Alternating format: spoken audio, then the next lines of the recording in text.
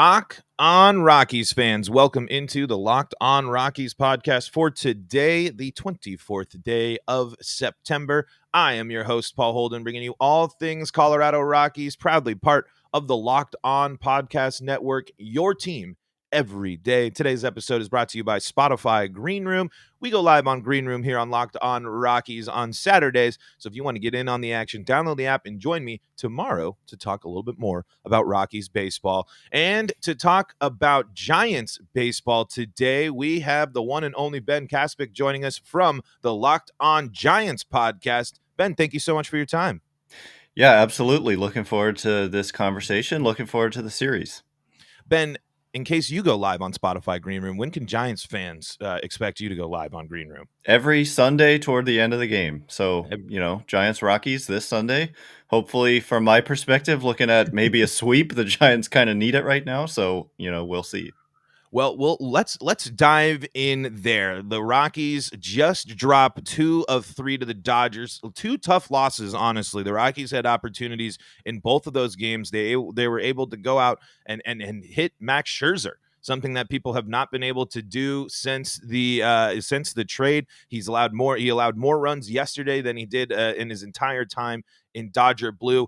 How are Giants fans feeling at this point in the race and heading into a place that's been tough to play for people on the road this year? Well, Giants fans are kind of reeling after yesterday because we were watching that game, as much as Rockies fans were, I think. We were paying attention. Max Scherzer, I had both games kind of pulled up simultaneously. And man, I mean, like you said, nobody has gotten to Scherzer. Rockies did yesterday.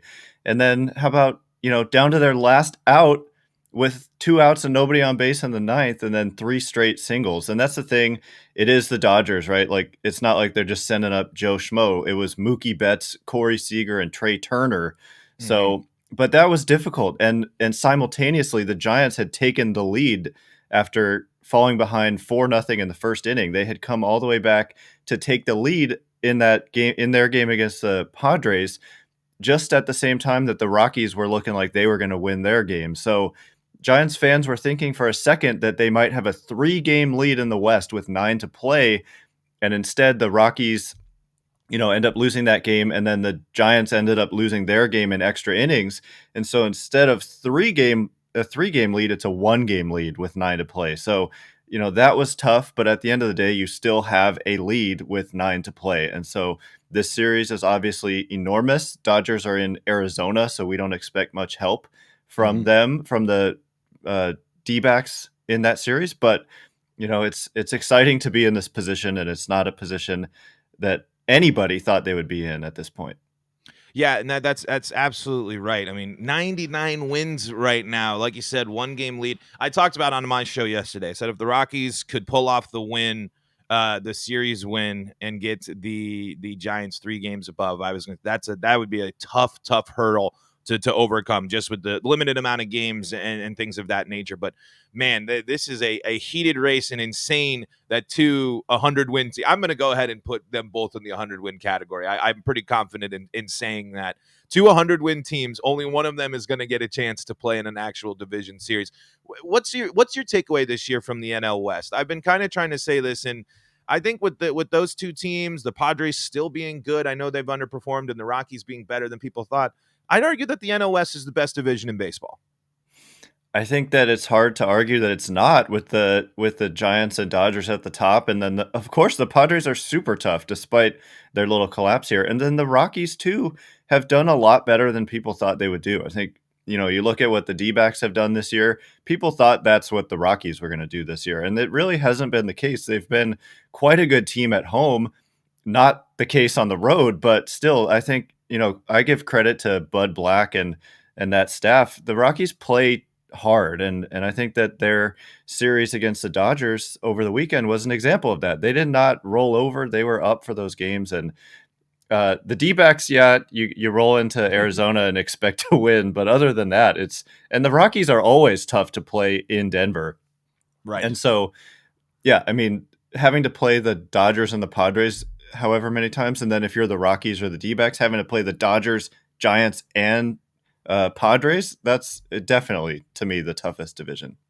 Yeah, and that's why success is so hard to come by sometimes as Rockies fans, and lately it's Diamondbacks fans. Padres fans feel it too, other than they're feeling it mostly now. But what is it like for you as a Giants fan to see that the way that this season has turned out? At the end of the day, I mean, if I recall correctly, people were projecting the Giants like 70 wins or something like that. Not even really close. That this was the year the Giants were all these contracts, all these old people, but yet here they are, consistent baseball all the way through. What's worked? Everything. I mean, in order to have a 99 and whatever 54 season as they are right now, pretty much everything has gone well. There's really not any area that I can point to and say that they've done poorly. Maybe base running, but that's, you're not going to have an awful season if the only thing you're not doing well is base running. They've hit well. They're leading the National League in homers. The last time I checked, they are hitting pinch hit homers. The way that they manage their roster under Gabe Kapler has really worked, and all the platooning, and they hit another pinch hit home run yesterday. That's how they came back. So they get the matchups consistently, and it's worked to really good effect. And then the coaching staff that Kapler brought in has helped players improve. So that, you look at guys like Posey and Crawford and Belt being able to resurrect their careers, and instead of talking about those contracts coming off the books, we're talking about extensions. And they gave Crawford an extension, and people rightfully so want to see Posey and Belt coming back as well. And then just the depth that they've accumulated with guys like Mike Yastrzemski and Lamont Wade Jr., kind of diamonds in the rough, which is a Farhan Zaidi special. He's the guy who kind of brought Max Muncy to LA, and now he's running the Giants. And we've seen that type of, finding undervalued players from the Giants. Lamont Wade Jr.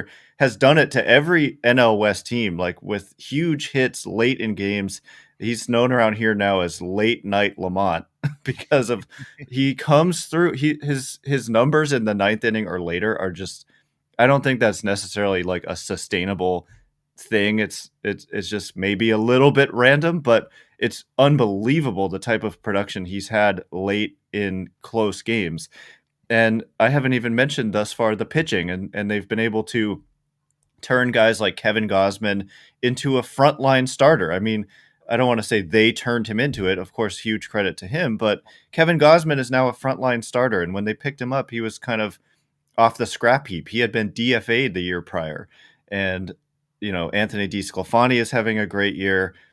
The bullpen has been really good. Jake McGee, a big part of that. And I know he was a Rocky for a long time. Yep. He's currently hurt, but anyway, and they've been really good defensively. So pitching, defense, hitting, they've done it all.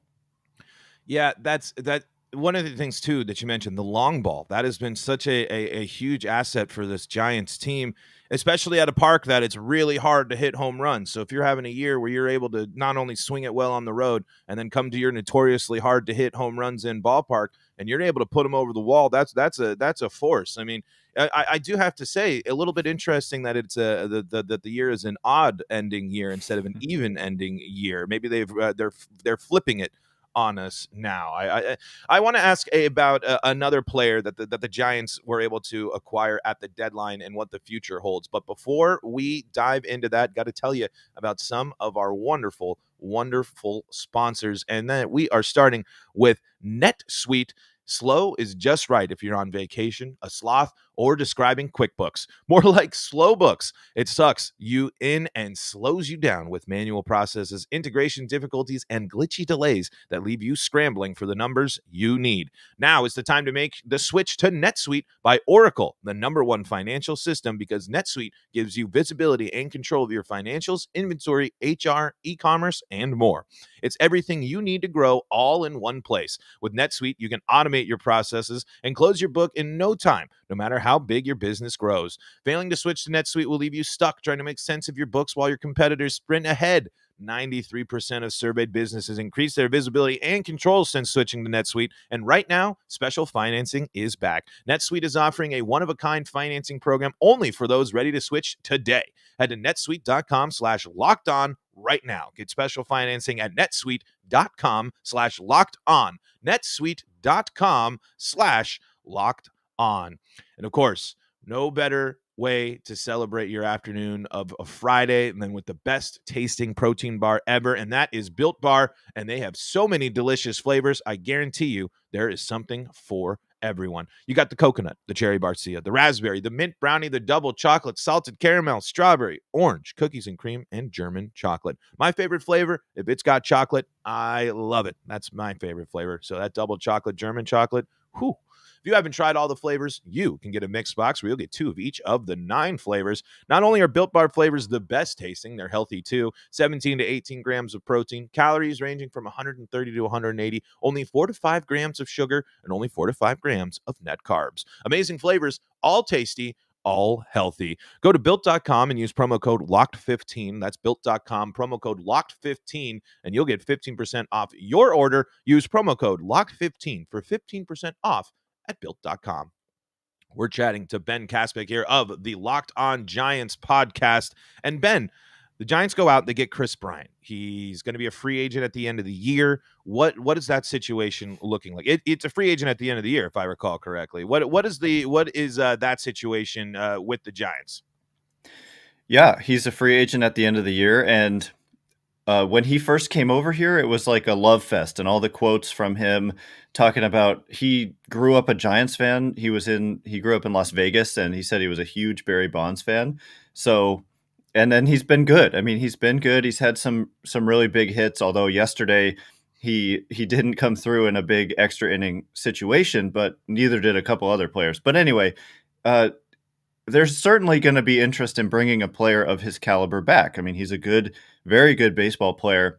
The thing is, though, the Giants are going to have a ton of options with what they want to do because, as we mentioned earlier, they do have so much money coming off the books. They only have about $45 million committed for 2022. And that's been the story with them for years and years recently, has been that they have all these contracts on the books that kind of limited what they could do. And so for the first time, they have the flexibility to go out there and make not just one major move, but they can make several major moves. Because as I was saying that, I was realizing they did try to sign Bryce Harper, and they offered him like $310 million. And that was the first offseason under their new front office, Farhan Zaidi being brought in after the 2018 season. So they are primed to be big players in the market. I think they're not going to kind of back themselves into a corner and say it has to be Chris Bryant, but he's certainly going to be one among all the top free agents who are out there who's going to be a possibility to come to the San Francisco Giants for 2022 and beyond. You mentioned the Crawford extension, and this is a year of a big time free agent class of shortstops. Is with the Giants actually having this ability to make moves. Are you more encouraged by sticking with Crawford, sticking with the shortstop that's been part of the Giants for a bit, or is there part of you that was kind of hoping that they wanted to go out and take a look at this shortstop class to maybe have someone switch teams in the NL West? Yeah, that's a really good question, and honestly, now that you say that, I realize I find myself thinking that exact same thing all the time. Like, I'm just wondering what it's interesting that was the one extension that they've made in season when there's like this historic shortstop free agent class. And on my show over the last couple years, have talked a ton about how the Giants, with all the money coming off the books, plus that shortstop class, meant they're probably going to end up with one of those guys. And yet in season, they extend their mid-30s shortstop. Now, to be fair, he's having a great season, not just a good season, a great season. He's improved. He looked like he was declining across the board, and now he's gotten better across the board. Like, somehow, not only has he gotten better offensively, but he's gotten back to being elite defensively as well. He's just been a difference maker defensively. But at the same time, it is a little weird because some of the very best free agents this offseason are those shortstops. We're talking, like you're alluding to, Corey Seager and Trevor Story. I don't know which one you were necessarily Either alluding to, or, but either honestly. or. And then Carlos Correa. And the thing about all those guys is they're young too. So I don't know, like, does it take them out of the running for all of those guys, which is a little weird to have done before even testing it out. But maybe they don't see any of them as wanting to come to San Francisco. Maybe they see them as potentially willing to play other positions in some of their cases. I don't know about all of them, but it is a little weird, and I do find myself wondering that exact same thing. Yeah, the one thing that is, I don't think Trevor Story is going to end up playing center field for anybody like we heard around the deadline. That was kind of some stuff. I was like, I don't think the Padres are going to sign Trevor Story and then let's just put him out there in center and see what happens. It's interesting. Unfortunately, I don't think the Rockies are going to be able to. I think the door for Trevor Story to return to the Rockies is creaked open.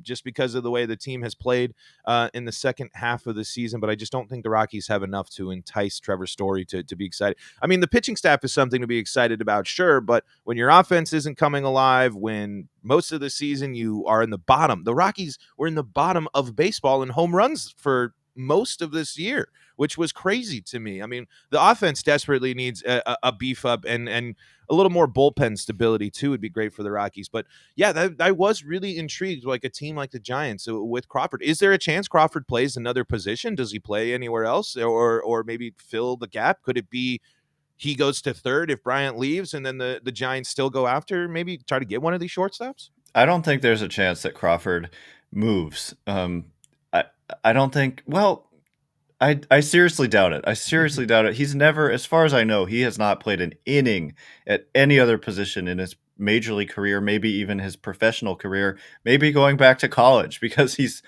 been such a good defensive shortstop that why would you do that? So Right. I think it's more likely that, these kind of bigger bodied players like Corey Seager or Carlos Correa, that they could see them moving to maybe third base.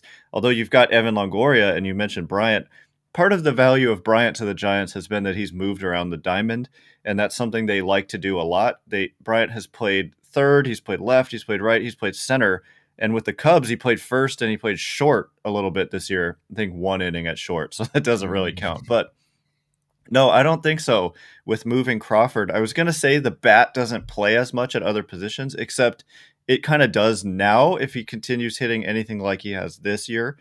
But so much of his value is from being a good defensive shortstop that doesn't really make sense to me. So no, but then does No. that take them out of the running for a Seager and a Correa and a Story? I don't know. Maybe. I think Correa is going to end up back with the Astros. I think they're going to get a deal done, but it's going to be really interesting to see what happens with Seager and Trevor Story. I'm very curious to see what happens, especially. I don't know. I don't know. I want to be confident with the Rockies, but I just don't think they have enough that makes Trevor Story be like, I want to stick with this. After everything that happened in the offseason before this season, the Rockies have to really show that they're committed to keeping these players around, to keep it. If you sign these deals, I mean, how are you supposed to feel confident if 2 years later, after you sign an 8-year deal, you're on another team? I don't really know. But new ownership, or not new ownership, new GM, I should say, even though he's hired internally. Ben, let's talk a little bit about the upcoming series. But before we dive into that, we got some more great sponsors to tell you about. And it is football season, and Bet Online is back and better than ever.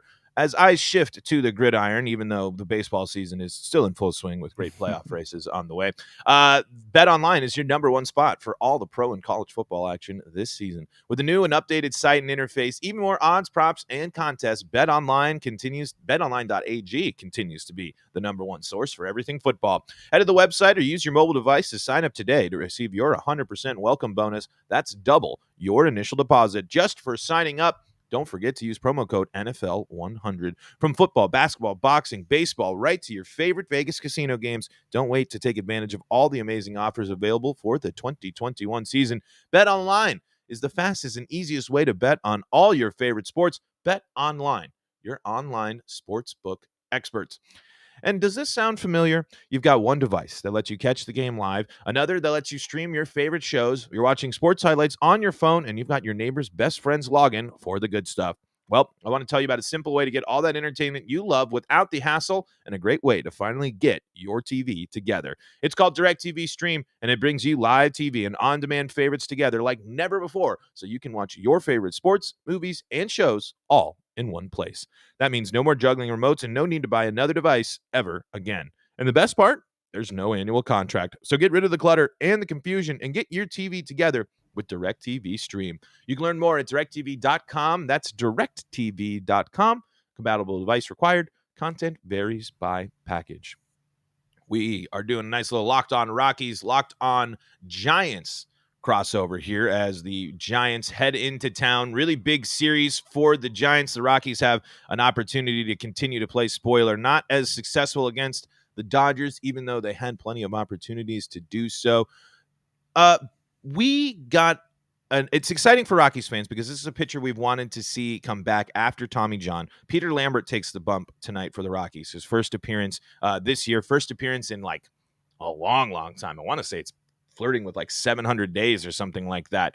And then going into the rest of the series, what's the rest of the pitching matchups here? Who else we got going on here? But anyway, Peter Lambert's going to be the big one. What are you expecting from the Giants tonight? Rookie pitcher looking to bounce back. What are you hoping to see from San Francisco in this series tonight and in this series? Obviously, you're looking to see wins, but look at what are you looking to see from the Giants at this point in the season in a series that should help them build a little bit of a lead in the division.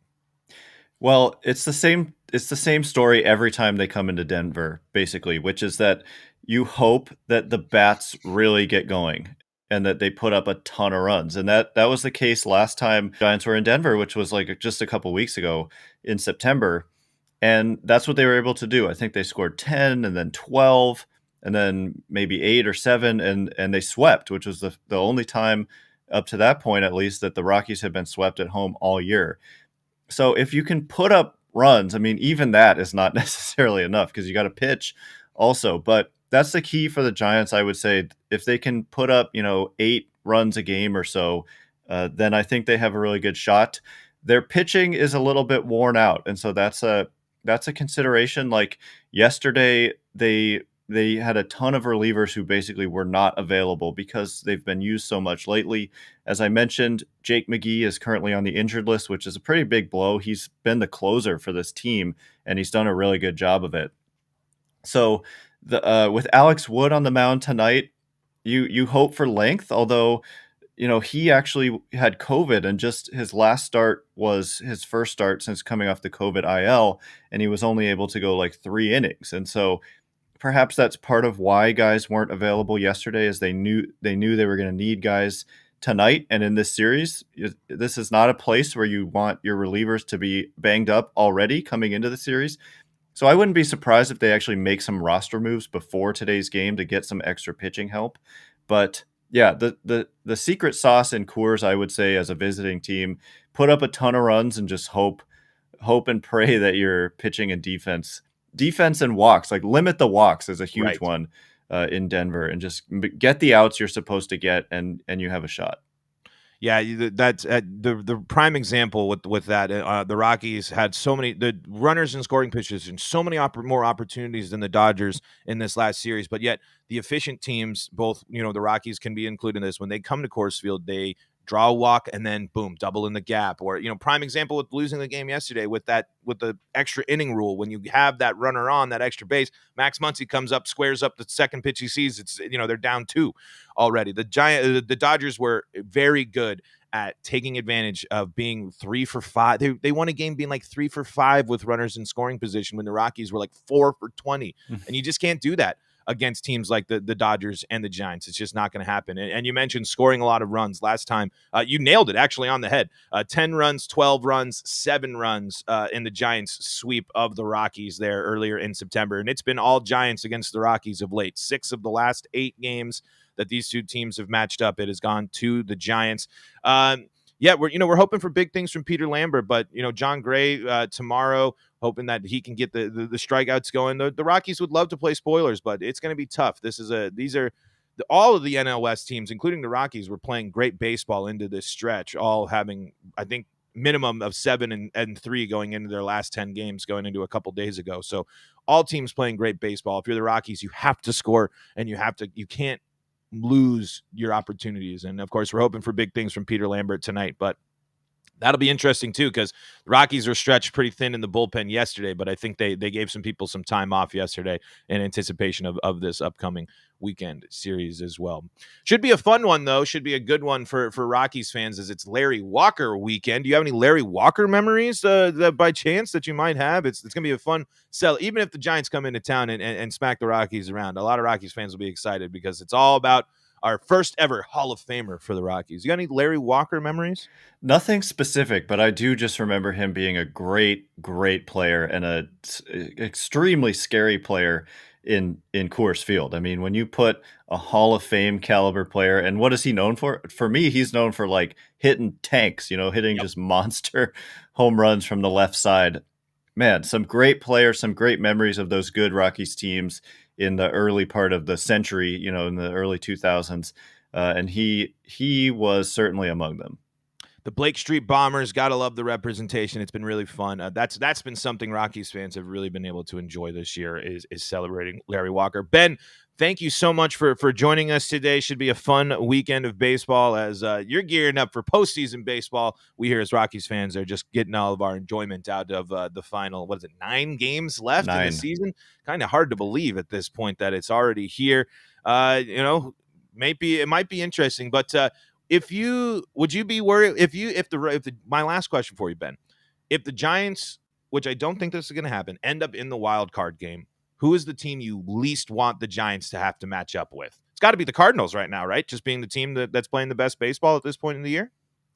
Nolan Arenado and Paul Goldschmidt have tortured the Giants over the years. I mean, I don't know if you are aware of this, of how much Arenado destroyed the Giants.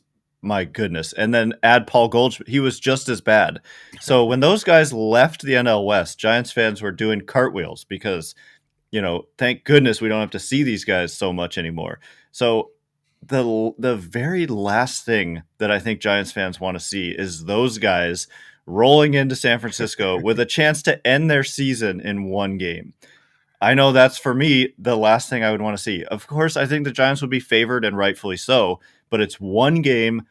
It's those guys potentially with a shot with one swing of the bat to basically end your season. So yeah, I don't want to see that.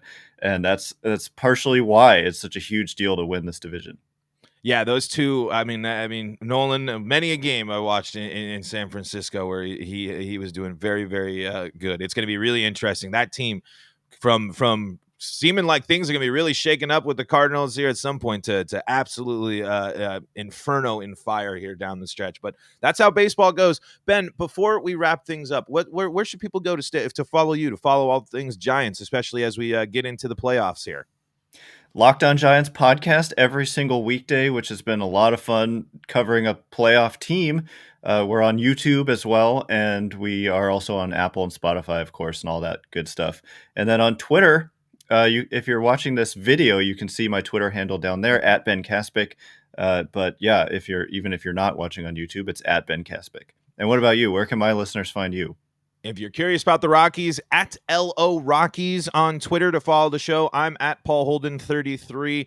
You can follow me there for all sorts of good stuff. We're gonna make the offseason some fun here for the Rockies and see what we can learn from the playoffs as well. But Ben, before we go, betting on the Rockies and the Giants doesn't have to be a guessing game if you listen to the new Locked On Bets podcast hosted by your boy Q and handicapping expert Lee Sterling. Get daily picks, blowout specials, wrong team favorite picks, and Lee Sterling's lock of the day. Follow the Locked On Bets podcast, brought to you by betonline.ag, wherever you get podcasts. And folks, this is Paul Holden saying so long from the Locked On Rockies podcast.